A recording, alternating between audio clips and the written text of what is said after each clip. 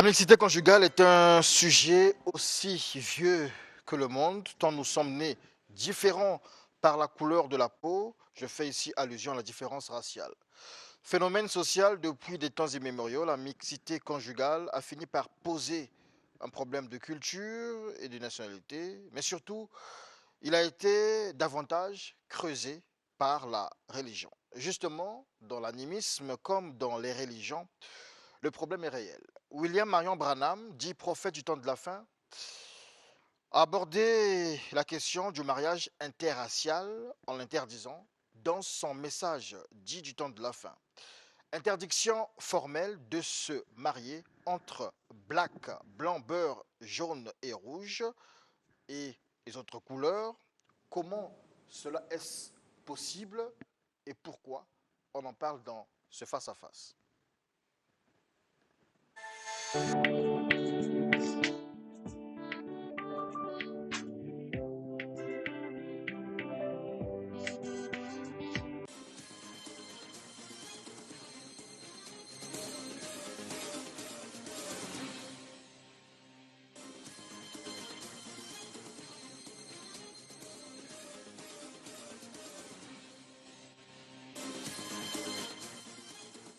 Bonjour à tous, bonjour révérend pasteur Yannick Moussongo, vous revenez de Pointe-Noire, vous êtes pasteur, donc ministre à Rouge-Gorge Tabernacle, C'est et cela. Rouge-Gorge Tabernacle a pour visionnaire le pasteur Simon Pierre Lifoco du Ciel.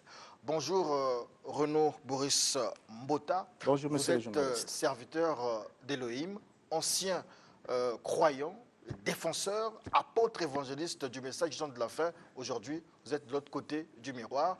Et pour vous, c'est une aberration de considérer le mariage interracial comme une abomination. C'est ce que pense le prophète Lifoco du ciel, tout comme tous les autres qui sont dans le message, parce que le prophète William Branham l'a dit.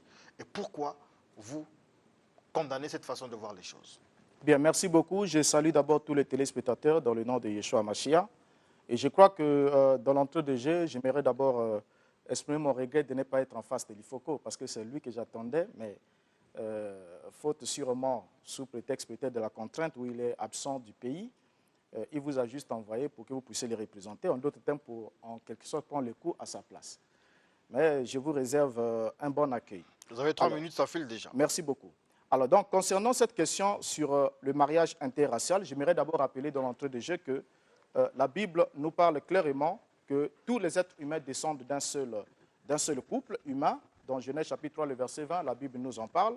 Et lorsqu'on arrive dans le Nouveau Testament, dans Actes 17, 26, il est dit « Il a fait que tous les hommes sortis d'un seul sang habitassent sur toute la surface de la terre et ont déterminé la durée des temps et les bornes de leur demeure. » Maintenant, William Branham lui-même aussi n'est pas en contradiction avec ce point de vue de la parole. Il le déclare dans Questions et réponses sur les Hébreux, 3e partie, le paragraphe 602, il dit ce qui suit, je vais le lire. Je ne peux jamais soutenir cela. En effet, il n'y a ni noir, ni blanc, ni une quelconque autre différence. C'était juste une seule race de gens jusqu'au déluge. Puis après le déluge et la tour de Babel, lorsque les gens avaient commencé à se disperser, c'est alors qu'ils ont eu des couleurs et autres. Mais ils proviennent tous du même arbre. C'est tout à fait vrai. Adam et Ève étaient le père et la mère du point de vue terrestre de chaque créature vivante appartenant à la race humaine qui ait jamais existé sur la terre. C'est vrai. Noir, blanc, pâle, brun, jaune, quelle que soit leur couleur, elle est absolument due au milieu où vous vivez. Question-réponse sur les Hébreux, 3e partie. Pression 1957. Donc ça, c'est la déclaration de William Branham qui affirme que depuis la création jusqu'au déluge, il y avait une seule race humaine. Et c'est après le déluge, selon William Branham, qu'il y a eu l'apparition des colorations de la peau suite à la position géographique que prenait chaque couple après la dispersion de la tour de Babel. Alors, dans l'entrée de jeu, j'aimerais dire que la Bible ne condamne nulle part les mariages interraciaux et ceux qui l'interdisent le font sans aucun fondement biblique, non seulement sans aucun fondement biblique, mais en contradiction avec les exemples des mariages interraciaux que la Bible nous donne. Et quand on prend d'abord notre Bible, la Bible va nous montrer que le peuple d'Israël antique était un peuple très métissé, ici surtout du métissage entre les Sémites et les Kamites. En exemple, Abraham qui a eu Ketura, qui était une Éthiopienne, et de laquelle va naître Madian, et de Madian va venir Séphora, qui va devenir la femme de Moïse. Et nous avons aussi Judas qui a eu des enfants avec Tamar, une cananéenne. Nous avons Joseph qui a eu Éphraïm et Manassé avec Asnath, une égyptienne. Et sans noter tous ces points-là, on vient alors de noter plusieurs récits de mariages interraciaux qui ont reçu la bénédiction divine dans la Bible. Et pour aller encore un peu plus loin, Moïse, l'un des plus grands leaders juifs de tous les temps, a notamment épousé une Éthiopienne. Et de plus, lorsque son frère Aaron et sa sœur Myriam se sont opposés à cela et ont critiqué cela, ils ont été sérieusement réprimandés par Dieu et punis par ces derniers dans Nombre chapitre 12. Merci beaucoup pour la parole. Je vous remercie pour l'invitation que vous nous avez accordée. Donc j'aimerais saluer les spectateurs, d'abord au nom du pasteur Lifo que je représente, mais aussi en mon propre nom, et que Dieu bénisse tout le monde, et particulièrement les croyants du message du temps de la fin prêché par le révérend prophète William Marion Branham. Donc c'est pour nous un honneur d'être ici ce matin afin de défendre la vérité, parce que la vérité, il n'y en a jamais eu deux sur un quelconque sujet. Il n'y a qu'une seule vérité, elle est la vérité, elle est absolue. Et c'est celle que nous allons essayer d'étaler ici, parce que nous sommes surtout venus ici dans le souci des gens qui aiment la parole, qui veulent vraiment savoir de quoi est-ce qu'il est question. Donc, abordons la question du mariage interracial du point de vue de la Bible et du message du temps de la fin.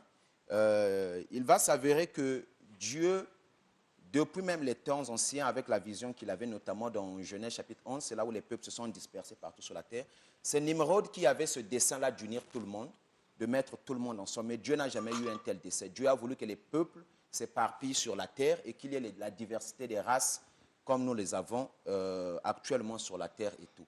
Et Dieu, il est ségrégationniste. Et il y a des choses dans l'Ancien Testament qui ont été permises dans les temps anciens, qu'aujourd'hui nous ne pouvons plus admettre. Abraham s'est marié avec sa femme, nous en sommes bien, plutôt avec sa sœur, sa demi-sœur Sarah. Est-ce que pour cela, aujourd'hui, on doit dire que nous pouvons nous marier aussi avec nos demi-sœurs? Non. Donc il y a des choses qui étaient permises en ce temps-là, mais aujourd'hui, là, et tout, ce n'est pas permis à cause de l'évolution des connaissances éventuellement sur la science et tout. Et nous vivons un âge où dans les temps anciens, les peuples ont péri par des endémies et des pandémies. La Covid, là, si c'était venu il y a de cela 100 ans, je pense que ça aurait même éradiqué la race humaine sur la Terre. Mais avec l'évolution de la science et autres et tout, on a pu rattraper ça. Donc, je reviens maintenant dans ce qui concerne le message. J'ai beaucoup aimé que Boris Mbote ait déjà évoqué l'aspect selon lequel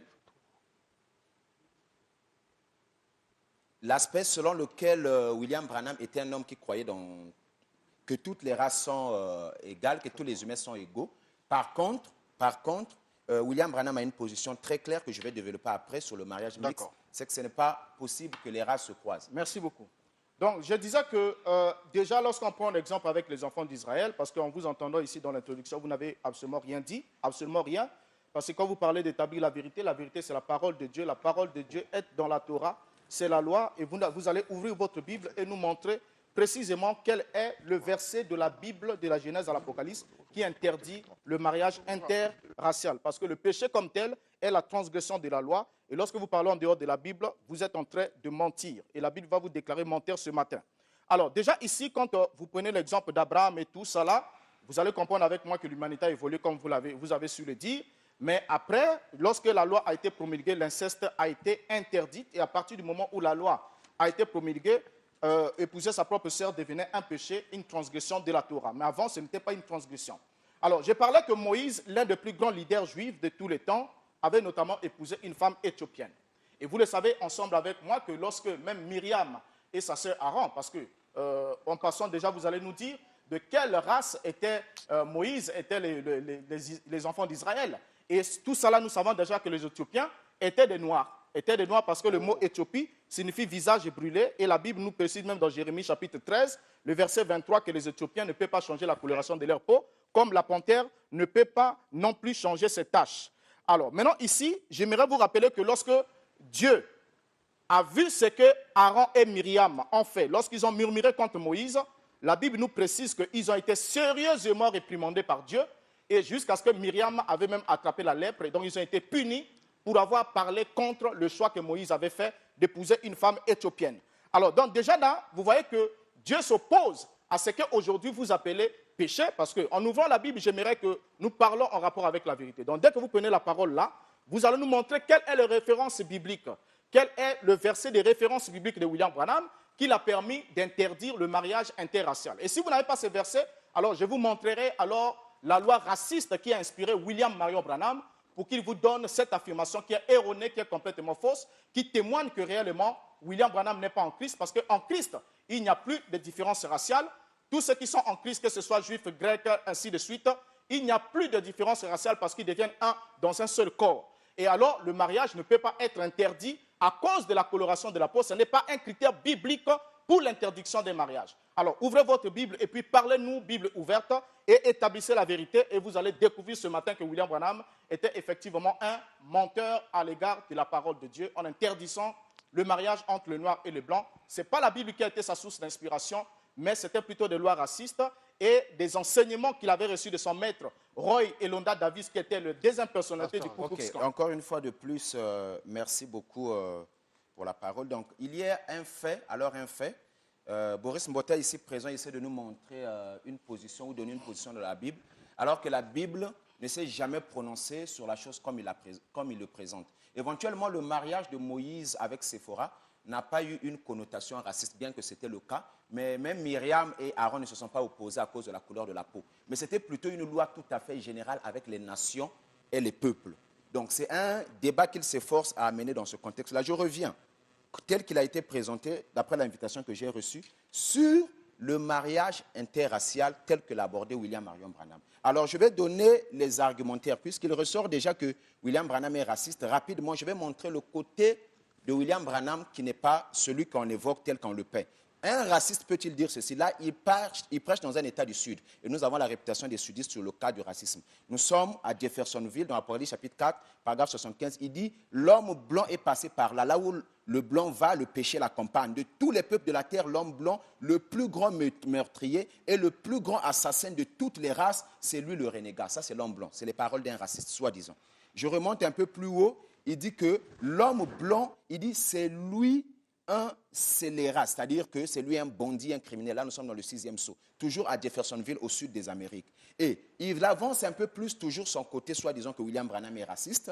Je prends le 3e exode, avant d'expliciter sa position sur le mariage mixte. Dans le 3e exode, il dit, franchement, la race noire a beaucoup plus de qualité que la race blanche devait avoir. Ils n'ont pas de soucis, ils sont plus spirituels. Maintenant, revenons sur ce qu'on appelle... Oh là là, j'ai allé oublier cette écriture que je vais donner plus bas. Ici, il dit que dans un paradoxe au paragraphe 76, il dit que non, si les Noirs étaient encore des esclaves, il dit, alors, si ces gens étaient des esclaves, alors je serais là à combattre pour eux. Il parle toujours des hommes de couleur. Est-ce un raciste peut dire ça? Et il le dit où? En Floride, l'un des États les plus réputés à l'époque du racisme. Maintenant, la position du mariage mixte, notamment éventuellement avec les races, c'est d'abord un problème de santé, c'est un problème sanitaire. Les raisons qui amènent à la position de William Branham sont telles que lui-même, pour être un mulâtre, pour avoir été un mulâtre issu d'un mariage mixte, il a été confronté à des problèmes de santé. William Marion Branham, il est né d'un père irlandais et d'une mère indienne, donc les blancs avec un rouge. Et ça lui a causé des problèmes de santé. C'est dans cet aspect-là, dans la conservation de la race et avec tout ce qui va avec, c'est dans ce souci-là que William Branham a prôné, en tant que prophète, a prôné la conservation de la race. Ce n'était pas par un souci racisme. Il n'y a pas de racisme. C'est pas un institut de l'Éternel, on en parlait tout à l'heure. Donc, ça ne vient pas de Dieu. C'est William Branham. Non, je parle de ceci. Effectivement, William Branham étant le prophète du temps de la fin, il a prononcé cette profonde conviction qui n'est pas abordée en termes de race dans la Bible. Parce que dans la Bible, si je lui retourne la parole, qu'il me donne aussi un verset biblique là où on dit qu'un blanc peut se marier avec un noir, où la race est dans la Bible. Qu'il me montre les races. Merci beaucoup. Dit comme ça. Alors, donc déjà là, je vous ai lu un passage de Jérémie, Jérémie chapitre... vous ne notez pas, il faudra prendre note pour que ça vous donne un peu de leçons. Vous aurez l'occasion d'apprendre. Alors, dans Jérémie chapitre 13, le verset 23, il est bien dit ceci. Un Éthiopien peut-il changer sa peau et un léopard ses taches? Et vous le savez bien que le léopard a des taches et les taches des léopards sont noires. Donc ici, la Bible fait allusion à la coloration de la peau des Éthiopiens. Maintenant, sur la question que j'ai évoquée ici de Moïse. Moïse épouse une femme éthiopienne. Les raisons qui ont permis à Myriam et Aaron de s'opposer, de critiquer le choix de Moïse, étaient quelles raisons d'après vous? Parce que quand il épouse la femme éthiopienne, si ce que Moïse avait fait était contraire à la parole de Dieu, Dieu ne se serait pas ligué contre Aaron et Moïse qui ont contesté ce choix-là, qui ont contesté ce mariage, pour ensuite même frapper Aaron et frapper plutôt Myriam de la lèpre. Alors maintenant, ici, je vous ai posé une question pour montrer que l'interdiction que donne William Branham sur le mariage interracial n'est pas fondée sur la Bible. Et j'aimerais vous lire aussi William Branham, puisque vous n'avez pas de verset biblique, et vous n'en trouverez pas jusqu'en sortant d'ici. Je peux vous donner 100 ans, vous ne trouverez pas un seul verset biblique qui soutient l'interdiction du mariage interracial. Maintenant, suivons ce que dit William Branham, parce que c'est l'opinion de William Branham qui a dit « Je ne crois pas au mariage mixte, je ne crois pas au mariage interracial entre le noir et le blanc ». C'est lui qui dit qu'il ne croit pas. Or, toute véritable foi ou toute véritable conviction doit être fondée sur les Écritures. 2 Timothée chapitre 3, le verset 16 dit que les Écritures ont été données pour enseigner, pour instruire, pour convaincre et aussi pour corriger. Donc si la conviction de la foi qu'avait William Branham sur la question du mariage interracial ne tient pas sur des versets bibliques, c'est une fausse conviction. Et qu'est-ce que lui-même Branham dit? Dans le ministère expliqué, paragraphe 12, il dit ce qui suit. Si jamais j'apporte quelque chose devant vous, comme une doctrine ou un enseignement qui ne se trouve pas dans la Bible, oubliez cela car ce n'est pas vrai. Ça c'est William Branham. Donc vous devez à partir de ce moment oublier cela. Il ajoute encore dans la Reine de Séba, prêché en 1961, le paragraphe 18, ce qui suit. Et si jamais nous avons abordé quelque chose de non scripturaire, vous avez le devoir de venir nous en parler. Cela doit venir de la Bible. C'est retrouvé dans toute la Bible. Cela doit s'accorder avec le reste des Écritures et être juste.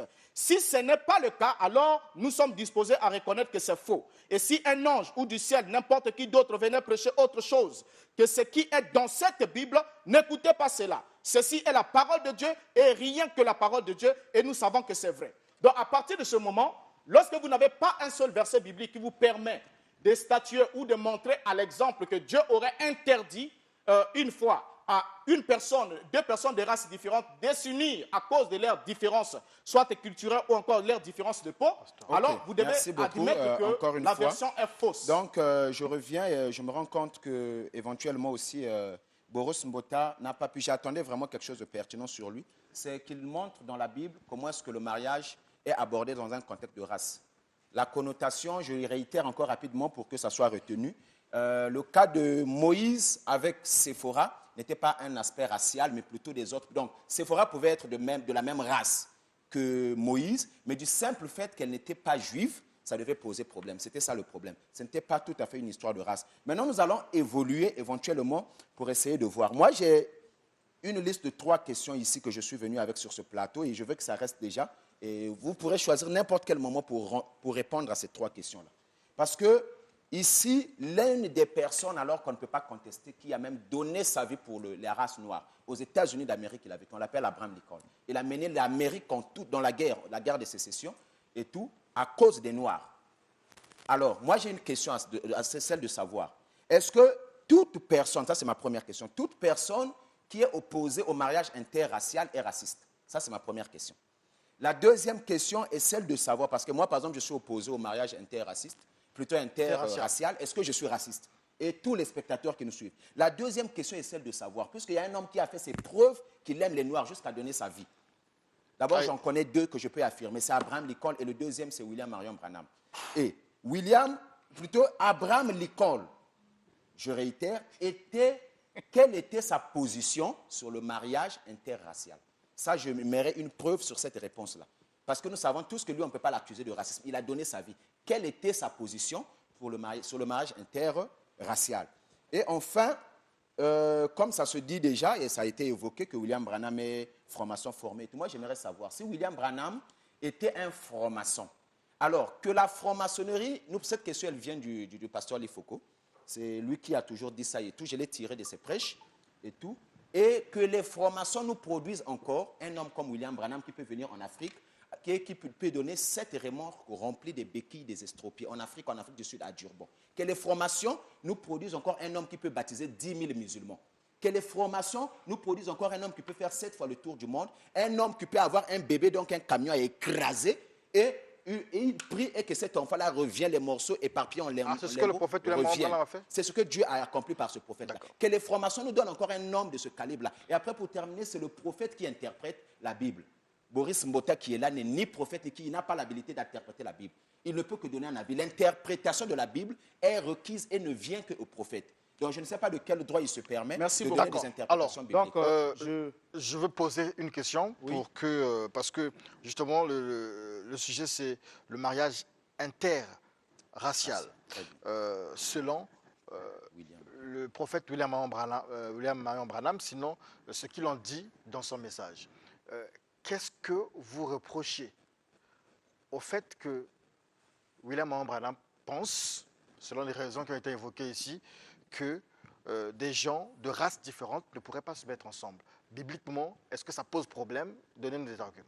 Bon, bibliquement, cela ne pose aucun problème. Aucun problème que les gens de différentes races puissent se mettre ensemble. Parce que Dieu ne s'est jamais intéressé à ça.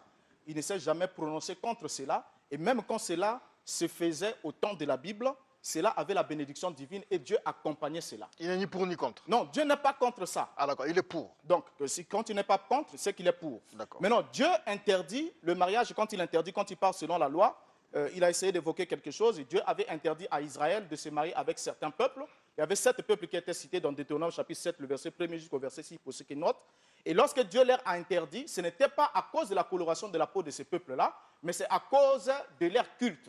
Parce qu'ils adoraient un Dieu étranger, il a dit, vous ne vous lierez pas avec eux par les mariages, sinon ils détourneraient le cœur de vos enfants pour les orienter vers leur Dieu. Et Malachie chapitre 2, le verset 11 aussi témoigne que réellement, Judas avait commis le grand péché, une abomination, en se liant avec les filles d'un Dieu étranger. C'est ça qui avait amené le péché en Israël et l'idolâtrie. Donc, Dieu n'a jamais été là pour l'affaire interraciale. Mais les autres questions que vous avez évoquées sont des questions qui n'ont rien à voir avec ce débat. Et si vous voulez qu'on revienne sur la franc-maçonnerie, sur tous les mensonges qu'on vous a mis dans la tête, Branham a fait 7 fois le tour du monde. Laissez-moi vous dire qu'il n'a même pas fait une seule fois le tour du monde.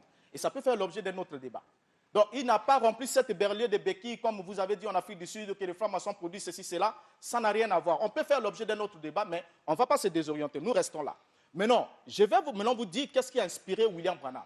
William Branham était lui-même, comme vous le savez bien, le fils d'un Irlandais avec une femme, une mère indienne. Donc, c'était d'abord quelqu'un qui était métis. Et en qualité de métis, les Irlandais, c'est d'abord des gens qui ont souffert de toutes les formes de ségrégation depuis l'Angleterre, et même quand ils sont arrivés aux États-Unis, ils n'étaient pas acceptés. Donc, leur intégration n'a pas été facile. Donc, William Branham avait ces remords-là.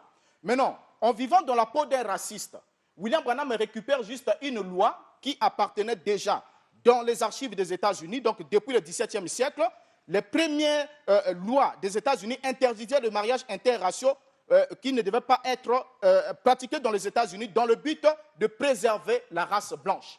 Et quand on abolit l'esclavage, les Ku Klux Klan viennent et reviennent avec cette affaire-là pour établir la suprématie de la race blanche. Et William Branham, vous le savez bien, il a vécu au pied du deuxième personnalité de cette organisation suprématiste blanche qu'on appelle Roy Davis. Et en tant que cela, il a été inspiré par les enseignements des Ku Klux Klan pour interdire le mariage interracial. Donc, quand vous dites que c'était ce que Branham a dit, ainsi dit le Seigneur, c'est faux parce que cela faisait déjà partie des lois des États-Unis qui interdisaient qu'on se marie avec les esclaves. Maintenant, je vous pose une question, juste une simple question pour rester dans le sujet. Vous allez par exemple au Brésil. Au Brésil, la population du Brésil, c'est une population la plus métissée de la planète. Donc, il y a des Noirs, il y a des Espagnols, et les Portugais plutôt, et il y a aussi les natifs. Alors, maintenant, quand vous arrivez là-bas, qu'est-ce que vous leur prêcherez? Comment est-ce qu'ils doivent se marier?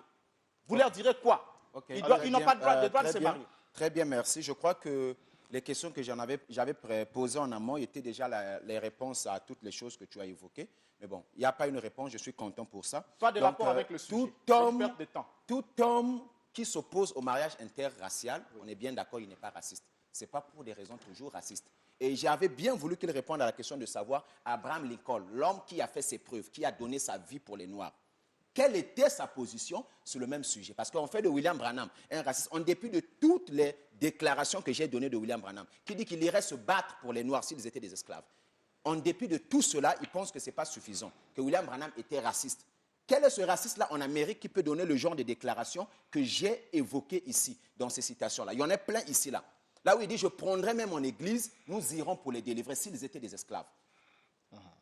Les Noirs étaient libres par des lois et ainsi de suite, depuis avant même que William Branham ne vienne et tout. Maintenant, je reviens sur un point. On va maintenant avancer sur le mariage interracial. C'est un problème de santé, comme je l'ai dit. Je vais poser une question très simple, monsieur le journaliste, et à tous les téléspectateurs. Nous avons vécu ça ici. Là, les Chinois sont ici depuis longtemps, les jaunes, et les Malaisiens, ainsi de suite. Ils ont fait beaucoup d'enfants. Moi, j'ai vécu à Macabana à l'époque, j'ai vu, et tout même dans le Mayon pendant qu'ils sont passés là. Combien de ces enfants-là vous rencontrez dans les rues? Moi, j'en ai connu 3 ou 4, ils sont tous décédés. C'est un problème de santé que la science a fait ses preuves et a démontré. Voyez? Donc, quand les races se croisent, il y a des mélanges qui ne marchent pas. C'est pourquoi on les appelle des hybrides, des mulâtres, et il y a toutes ces appellations-là. Ils ont parfois des problèmes de comportement, et ils ont plusieurs facteurs. Et Dieu n'aimerait pas que nous soyons malades. S'il pense que notre Dieu tolère le mariage interracial, comment Dieu peut tolérer un mariage où quand on met des enfants au monde, les enfants là meurent? Un peu comme si c'était le cas des Drépano. Est-ce que Dieu peut tolérer une telle chose? Si vous voulez donner la mort à Dieu, si Dieu devient l'auteur de la mort. Donc l'idéal, le parfait, le docteur ce que Dieu... Le docteur Renan Boris Mota a évoqué des mariages comme ça dans la Bible, dans l'Ancien Testament. Éventuellement, le contexte, vous voyez, certaines choses étaient permises dans l'Ancien Testament, comme on l'a dit. Et ce n'est pas à tous les coups que les enfants meurent, mais la probabilité. Celui que je connais, un Chinois, un métis chinois adulte, c'est monsieur, comment là, l'opposant gabonais, c'est l'un des rares, alors que les Chinois ont laissé des enfants en Afrique, ainsi de suite. La plupart meurent au bas âge. Je n'ai pas pu trouver les chiffres au niveau de l'hôpital ou quoi, mais en tout cas, c'est un phénomène réel et naturel, aussi simple, tout le monde le sait. Donc, on ne peut pas rester sur un tel débat. Il suffit de consulter un peu la science et de faire, on va comprendre que ce souci-là, il est là. Et c'est un souci réel, que les races ne se mélangent pas, éventuellement. D'accord, merci beaucoup. Moi aussi, il y a Yannick Noah qui vieillit aussi, qui est là. Bref, ok. Donc, je comprends que vous n'avez pas de versets bibliques et ce que vous supposez, donc les suppositions que vous étalez ici comme étant William Branham avait interdit le mariage interracial à cause des problèmes de santé, ça, ce sont des prétextes. Les enfants meurent partout. Même ici au Congo, il y a des enfants qui meurent au bas âge, ainsi de suite. Et dans les couples aussi de Noirs, les enfants meurent. Donc ça, si vous allez au cimetière là-bas, vous ne trouverez pas le cimetière des petits-enfants, qui sont uniquement ceux qui sont nés du métissage entre les Chinois et les Congolais. Faux prétexte, faux exemple.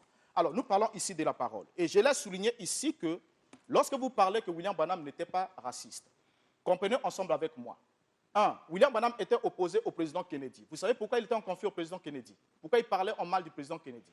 Parce que le président Kennedy avait pris une loi qui sanctionnait les attitudes du gouverneur Wallace et il avait fédéralisé la garde nationale que le gouverneur utilisait pour mater la manifestation des Noirs. Et pourquoi William Branham était-il opposé à Martin Luther King, qui luttait pour la fin de la ségrégation raciale entre le noir et le blanc aux États-Unis? C'est juste à cause de cette question. Et en plus de ça, non seulement ça, William Branham a donné de faux pronostics en disant que Martin Luther King, ainsi dit le Seigneur, il va conduire son peuple à des millions de morts. Les millions de blancs et de noirs vont s'entretuer à cause de cette question. Mais laisse-moi te dire que le mouvement civique aux États-Unis, cette manifestation n'a même pas fait 5 morts. Même pas 5 morts. Donc, tout le temps, les pronostics de William Branham tombent dans l'eau. Il a pronostiqué, il a dit, ça va faire des millions de morts qui vont tomber comme des mouches, les blancs et les noirs vont s'entretuer, et c'est faux. Alors, donc déjà là, vous n'avez pas pu ouvrir la Bible pour nous montrer un seul point de référence qui soutient le fait que l'on ne puisse pas se marier entre le noir et le blanc. Donc, le problème de santé, il y en a partout. Il y en a partout. Et je te souligne encore en passant que William Branham lui-même, étant un hybride, comme vous le dites, parce que le terme c'est celui-là, donc étant un hybride, étant un métis, était très mal barré pour se trouver dans la peau d'un raciste. Et quand vous dites qu'il n'était pas raciste, bon, il y a une question que je vais vous poser. William Branham est venu en Afrique, il a prêché en Afrique du Sud, n'est-ce pas? Partout là où William Branham passe, quand il prêche, les enseignements sont enregistrés. Vous pouvez me fournir une seule prédication de William Branham enregistrée sur bande quand il a prêché en Afrique? Il ne l'a pas. Et William Branham, même aux États-Unis, ne s'est jamais affiché avec un noir. Prenez même une photographie, l'équipe de Branham avait plus de 50 de personnes. Vous n'allez jamais trouver William Branham s'afficher avec un noir aux États-Unis. Quand vous voyez la photo de William Branham avec un noir, c'est qu'il est en Afrique du Sud ou en Mozambique. Mais quand il arrive aux États-Unis, il se remet dans la peau d'un véritable raciste. Il dit qu'il n'était pas pour la ségrégation raciale, qu'il était pour l'intégration. Mais quand il descend plus bas, il dit « je m'oppose au mariage entre le noir et le blanc ». Or, s'opposer au mariage entre le noir et le blanc, c'est une doctrine de la ségrégation raciale. Donc c'est une ségrégation. Et quand on parle de la ségrégation, on est dans la peau des racistes. William Branham se prononçait du côté des racistes pour s'opposer à ceux qui militaient contre la fin de ces inégalités sociales aux États-Unis. Et aujourd'hui, vous prenez cela comme exemple. Vous venez avec le dernier cas que nous avons suivi. L'Ifoko qui tient dans sa main un enfant mulâtre alors qu'il se dit foncièrement opposé. Et vous prenez comme excuse comme quoi le couple-là s'est marié avant de venir dans le... Non, ils étaient ensemble avant de venir dans le message. Et ensuite, on les a mariés dans le message. Et cela est de droit. C'est comme si je vous entendrais dire... Ok, donc, je pense que le sujet en lui-même, il a été touché et atteint. Donc, nous allons à peu près vers la fin. Donc, je réitère encore l'idée selon laquelle on ne peut pas traiter quelqu'un de raciste parce qu'il s'oppose au mariage interracial. Les exemples ont été évoqués. Vous avez vu que Boris Mbota n'a pas pu nous répondre sur Abraham Lincoln parce que moi, je l'attendais là. Moi, je l'attendais là. Il n'a jamais donné sa Abraham vie pour les Lincoln, Noirs. quelle est sa position sur le mariage interracial? Parce que Donnez lui, il a l'amour. donné sa vie. Il n'a jamais donné sa Le vie. jour que tu auras la réponse à cette question, reconvoquez-moi sur le plateau. Je vais revenir. Il n'a Je vous jamais lance un donné- défi. il n'a jamais Le jour donné que sa tu as la réponse à cette question, reconvoquez-moi. Je vais revenir. On va refaire le même il n'a débat. jamais On ne donné change sa- pas de Il thème. il donne la réponse là. Il n'a jamais donné sa vie pour les Noirs. Il a été assassiné et je n'aimerais pas qu'on parle de l'affaire de, Oh, mais de les la politique raisons, des États-Unis. toute sa vie, il a mené toute l'Amérique en guerre. Bon, ça, c'est des notions de l'histoire. Si vous n'apprenez pas l'histoire, je suis désolé. Je peux J'ai vu revenir là que pour vous vous avez inscrire sur beaucoup cette de question. problèmes avec l'histoire. Je peux Beaucoup de revenir problèmes. ici Et ceux pour qui vous connaissent instruire. l'histoire savent. Même quand vous dites que non, Martin Luther King n'a pas amené son peuple à l'abattoir et qu'il n'a pas entraîné des morts Il y a même et pas ainsi eu de 10 suite. morts, C'est même vraiment pas cinq. triste. Vous ne connaissez pas bien l'histoire. Bon, Non, par non, il y en a contre, même pas. moi, je vais évoluer sur ces questions-là. Parce que Voilà. c'est des choses que les internautes, les gens qui nous suivent, tout à l'heure vont aller sur l'Internet. Vous avez ils le vont dernier mot, donc vérifier. allez-y rapidement. Oui, éventuellement. Donc, moi, je reviens encore toujours sur ce même point-là. Je vais évoquer l'aspect de Martin Luther King. Un homme animé par un esprit communiste, quoi qu'étant prédicateur. Un homme animé. Et il y avait même des enquêtes du FBI sur lui, prouvant que non seulement il était un faux pasteur, c'est-à-dire tromper sa femme, avait une très sale vie, ça c'est les Américains qui ont prouvé, mais surtout que cet homme-là et tout fumait même de la cigarette et il a amené le peuple dans un mouvement vraiment communisme.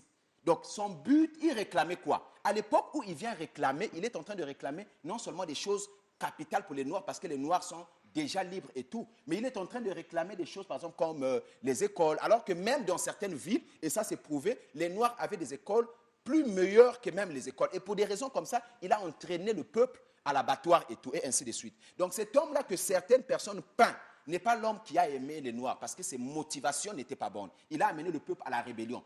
Boris Bota, vous croyez à la rébellion comme moyen de réclamer ses droits? Il n'a La jamais- rébellion, il Dieu n'a jamais- est la rébellion. Dieu n'a jamais Voilà. été rebelle. Merci Dieu beaucoup. est la rébellion. Votre temps de parole est épuisé. Merci, révérend pasteur Yannick Moussongo de Rouge-Gorge Tabernacle. Merci, docteur Renaud Boris Mbota, serviteur d'Elohim, ancien croyant du message du temps de la fin. Nous arrêtons ce face-à-face puisque le temps imparti est arrivé à sa fin. Et la difficulté ici, c'est que le pasteur Moussongo est à Pointe-Noire. Il faudrait qu'il revienne encore, On va certainement. revenir. D'accord. Donc, dimanche prochain, nous continuons avec ce sujet. Nous continuons. Vous pouvez commenter donc sur les réseaux sociaux, donner vos avis et pour nous permettre d'évoluer dans ce débat. Merci beaucoup. Merci. Merci. Merci. Merci. C'est le face-à-face. Deuxième face-à-face à 9h45 entre Gifrim Basungama et Francis Nganga sur le mariage selon Dieu. Donc nous restons dans la thématique du mariage.